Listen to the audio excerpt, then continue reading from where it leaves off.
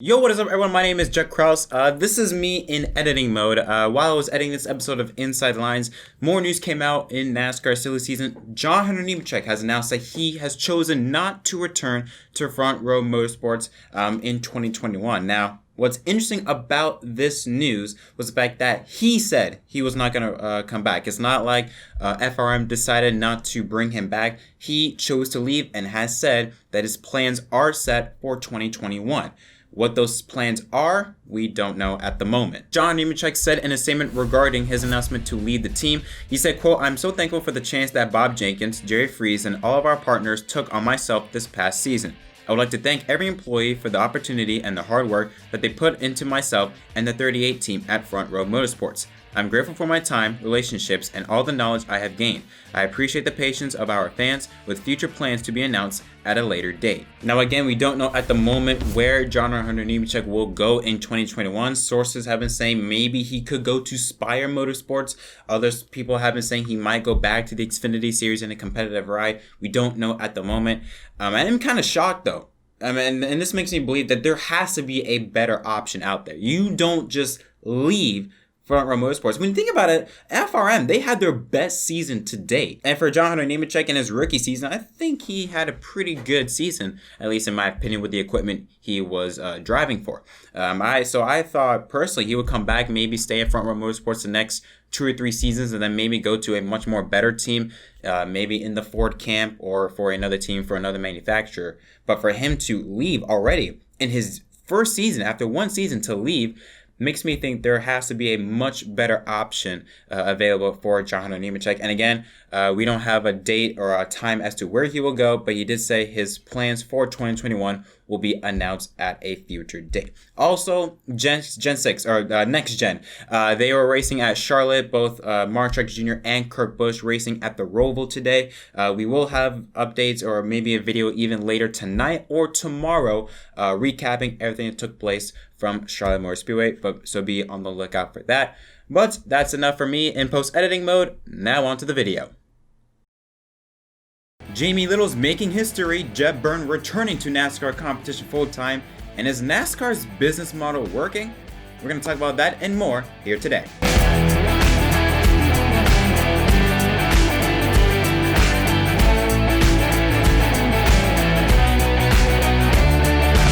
Yo, what is up, everyone? My name is Jeb and welcome back to another episode of Inside the Lines. Guys, before we continue on with this show, if you haven't already, please hit the like button and subscribe for more content here on this show. It really does mean a lot. Currently, at the moment, the NASCAR Next Gen car, the future of NASCAR, which is set to take place in 2022, they are currently doing a 2-day test at Charlotte Motor Speedway. Today, they're going to be doing it on the Roval. Tomorrow, they'll be doing it on the Speedway. Take a look here at some video footage from the racetrack, and let me just say something right now. That engine sounds absolutely glorious. That's all we know from this story or from these videos. Obviously, once the test is concluded, we might get more information about the car in tomorrow's episode, so make sure to be on the lookout for that. But I just want to let everyone know what's going on over there in Charlotte. And at least from the looks of it, the next gen car is going to sound pretty nice. And now we're going to begin our episode with a bit of a change. Usually we have this section of the show take place in the middle. This time we're doing it, getting it out of the way. Let's jump into it with our Inside the Lines Rapid Fire. 2 stories to talk about. Let's first start off in the world of IMSA. Chip Ganassi Racing announced that they will return to the IMSA WeatherTech Sports Car Championship next year after a 1-year hiatus, after confirming Monday's plans to field a Cadillac DPI VR. Drivers for the expected single car program have yet to be announced. The 7-time IMSA championship winning squad most recently operated the Factory 4 GT program from 2016 to 2019 while setting out for the series this year after Ford's decision not to pursue a DPI effort. CGR had been in discussions with multiple manufacturers for its targeted return to top-level prototype racing, which it had not done since 2015. Chip Ganassi said in a statement, quote, "We can't wait to get back to IMSA and fight for the overall win after several years of competing in the GT LM class. Our relationship with General Motors has expanded from the NASCAR Cup Series, and we couldn't be happier. Partnering with Cadillac is a tremendous opportunity from our team, and we want to start delivering for them in January at the Rolex 24 at Daytona." And now we move on to history-making news. Jamie Little. 16 years ago, she became the first female pit reporter for the television broadcast of the Indianapolis 500. 5 years ago, she became the first woman to serve as a pit reporter for national television for both the Indy 500 and Daytona 500. But the barrier little will break in 3 months is one that's going to draw a lot of attention in the racing world. Fox Sports will announce that Little has been named as the play-by-play announcer for the ARCA Menard series. That will make her the first woman to serve as the television voice of a national motorsports series. Little's first race as the lead voice comes February 13th with the Lucas Oil 200 at Daytona.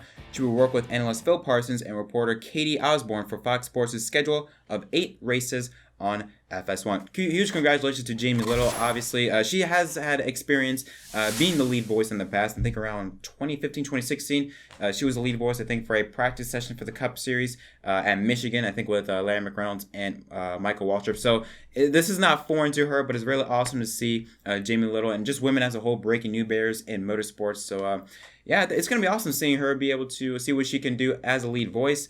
And who knows? If she's really good, then Fox, you really need to replace her with Vince Welch for the Truck Series. I'm just saying, I cannot handle another call of what he did with Ross Chastain at Gateway 1 or 2 years ago. That was horrendous. And speaking of the Chip Ganassi news, with them returning to the IMSA and competing in the DPI, this might further the, I guess you could say, not rumor, but at least story that Jimmie Johnson could potentially compete in the Rolex 24. We already know he's already employed by Chip Ganassi Racing through their IndyCar program.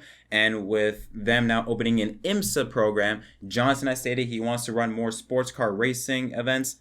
That could happen. Also with Chase Elliott. Chase Elliott is a General Motors driver racing for Chevrolet. Cadillac is part of GM. And Jimmy and Chase, it was reported that they would both run the Rolex 24, so who knows? We could see both Chase and Jimmy at least be a part of the Rolex 24 with the Chip Ganassi program next January. And now let's talk about some NASCAR Xfinity Series news. Jeb Burton, for the first time since 2014, he will compete in a NASCAR National Series season full-time. It was announced today that he will drive the number 10 Chevrolet for Kaulig Racing, replacing Ross Chastain, moves on to replace Matt Kenseth in the 42 car in the Cup Series next season, and will be driving for the championship. He's only competed in 2 full-time seasons in the NASCAR National Series, that being in trucks, scoring 1 win at Texas with 18 top 5 finishes. 18 top 10 finishes and 7 pole awards. So now he did run part-time for Junior Motorsports last season, scoring 3 top 5s and 6 top 10s in his 11 starts, including a second place finish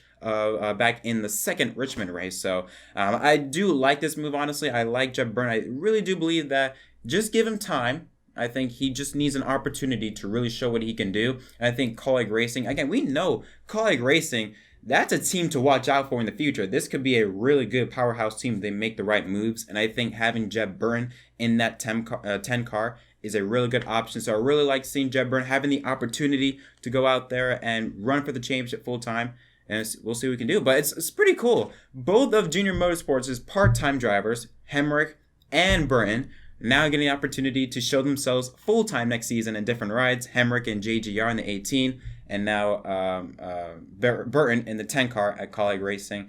This Xfinity Series next season, you got Cindric, Haley, Burton, Hemrick, Gregson. I'm gonna say this again. The Xfinity Series, I feel like, is going to be the best series next season.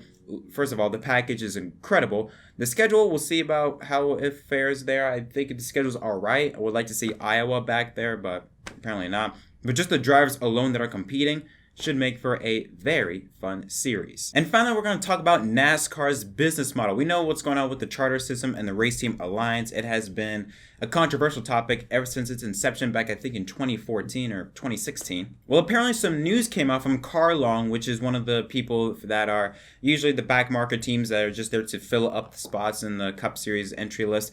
He brought out some information on NASCAR's business model for 2021 to Sirius XM NASCAR Radio. Long said that NASCAR is eliminating the money allocated to open teams for 2021. It was $20,000 a race, and now it's gone. That's $750,000 a season the team has lost. He also explained he offered more money to Germany Racing for their charter, but was told no thank you. He had a sponsor that was willing to write a check for the cost of the charter, but NASCAR and Germany Racing wanted to go in a different direction. And by NASCAR saying they wanted to go in a different direction, obviously, which would generate more headlines, having Carl Long taking over the charter, or Michael Jordan taking over the charter. NASCAR, they get the final say. They said no to Carl Long and yes to MJ. And basically, to simplify what that means, basically they're saying that usually the back market teams that don't get money, or that don't have a charter, they usually get $20,000 a race just for competing. Now all that money is going to be gone. So this is just furthering NASCAR. This is just another example of NASCAR, I think, trying to kill off the back marker teams. And now you could say, you could use the argument, let's just say, of NASCAR wants more quality cars on the racetrack instead of just random cars. Like they want to see, maybe instead of having 40 cars in the field with only, let's say, 30 cars, racing up to speed, they'd rather have 36 cars and have all of them race up to speed. That's basically what the message they're trying to put out. And I think this is another reason why the charter system has to go. It just makes it much more difficult for new teams to start up. But as I say that, we then look at the opposite side of the spectrum, and why people are saying that now is a better time than ever to start up a new NASCAR team. In fact, there was a Sports Business Journal article that said if NASCAR was a stock, you would jump on it right now. And there are sides to back that point up. I mean, MJ starting a new team. Justin Marks is starting a new team. There are multiple people starting new teams. So clearly this charter system must be working, right? Again, there's sides that agree with it, but there's also sides that doesn't agree with it. Yes, you're going to have maybe more teams, but you're going to need to pay a lot more to be able to start your own NASCAR team. It's going to make it much more difficult for teams that are starting from the ground up to potentially rise up and be able to have a platform so that they could be able to compete. Like, for example, Furniture Racing. They were a back market team. They were down here. They were way down here. And it took them a decade, but they were able to work their way up and be able to be competitive in the Cup Series. With this charter system, you're not going to get that. Unless you have big money behind you, you're not going to get that, which I don't like and the fans don't like. We all want to get back to the point where we could see, for example, back in like 2001, the late 90s, early 2000s, you could see a team start up out of nowhere and be competitive. They can bring race cars out to the racetrack and be able to compete for top 10s, potentially even wins. In today's era, that is nearly impossible to do. And with this charter system, it's not going to help that. When you have to fork over huge money, especially with teams that they don't have enough money to be able to compete for those charters, and they can get kicked out of the curb, not even having any form of income now. With that $20,000, we saw there in that tweet, that equates to nearly $1 million in a season. That's a lot for a small team, or well, depending on what the situation is. But with all that money gone now, this just further states that any team starting up doesn't have big money behind their pockets. I don't want to say there's no point in entering, but I mean, what is the point? I mean, let's be honest. Lately, the only time we ever see a full car field is for the Daytona 500, the Daytona August race now, the Talladega races, maybe the Coke 600. That's about it. I don't know, but that's just something I just wanted to bring up here. I know NASCAR's, just like with the playoff format, NASCAR's not going to change a thing, especially with Race Team Alliance, RTA, and Rob Kaufman. God, I hate that guy. But with them at the helm of everything, they have a lot of control over just the landscape of NASCAR in terms of team owners and cars and how things run at the moment. There's no way we're going to see any form of change, but it still sucks to see what is going on, especially to the small teams that are struggling to survive. But yeah, that's going to conclude this episode of MDK Racing Inside the Lines. Guys, tell me in the comment section down below, what are your thoughts on this episode? But until next time, my name is Jeb Burton from MDK, and I'll see you guys next time.